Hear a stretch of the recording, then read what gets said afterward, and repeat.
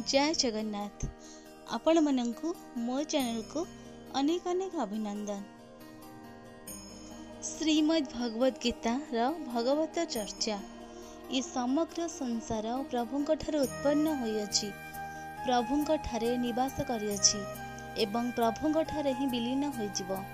एही उत्पत्ति स्थिति और विनाश मध्य वस्तुतः प्रभुंकर लीला अटे। एकमात्र प्रभु ही आमको विभिन्न दृष्टि भिन्न भिन्न रूप से आभास होउछन्ति। स्वयं भगवान कहिछन्ति, मत परतरं नान्य किंचिदस्ति धनंजय मयि सर्वमेदं प्रोतं सुते मणिगणा भव। श्रीमद् भगवद गीता। हे अर्जुन, मोर अतिरिक्त द्वितीय वस्तु किंचित मात्र भी नहीं। एही समग्र संसार सूतार मणिगुड़िक भली मोठारे गुंथा होइछि। आगकु पुणी भगवान कहिले, मया तदामिदं सर्वं जगदव्यक्तमूर्तिना मत्स्थानि सर्वभूतानि च चाहं तस्य वस्तुतः न च मत्स्थानि भूतानि पश्यमे योगमेश्वरं भूतभूर्णं भूस्तोत ममात्मा भुव भावना। श्रीमद् भगवद गीता। एही समस्त जगत मोर अव्यक्त मूर्ति सच्चिदानंद घन परमात्मा रे परिपूर्ण अटे एवं सेही समस्त चराचर भूत मध्य मोठरे स्थित अटंती। मु सेठारे स्थित नुहे एवं सेही भूत मध्य मोठरे स्थिति नुहंती। एही समस्त मोर जोग ऐश्वर्य मोर अघटन घटन पटिएसी माया शक्तिर विनाश अटे।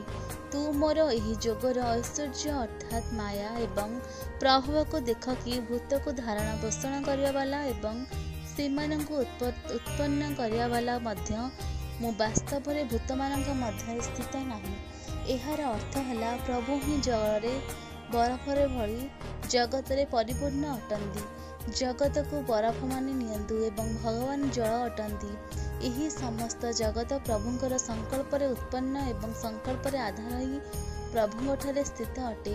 कौनसी वस्तु भिन्न हेउथाउ ना काहेकि कौनसी को पूर्ण तथा व्यापक हेबार प्रश्न उठे। सेथिपई प्रभु श्रीकृष्ण ठारे नाहंती मध्य एवं सही प्रकार अन्य वस्तुर सर्वथा अभाव हेबारु वस्तु माने मध्य प्रभुंक ठारे नाहंती। एहा तो प्रभुंकर लीला अटे।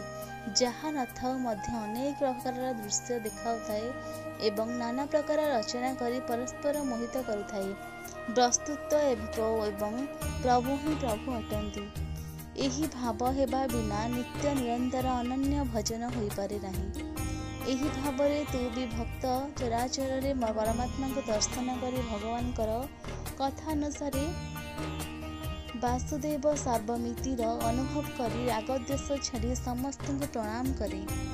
संत तुलसीदास कहिछन्ति, सिया राम राम सब जग जानी करहु प्रणाम जोरी जग जुग पानी। एइथ्रु आकाश वायु अग्नि जल एवं पृथ्वी सर्वठारे केवल एवं एक ही दिशे कौनसी कहिला सुनिला वाला पृथक रही पारे नाही। ओम नमो भगवते वासुदेवाय।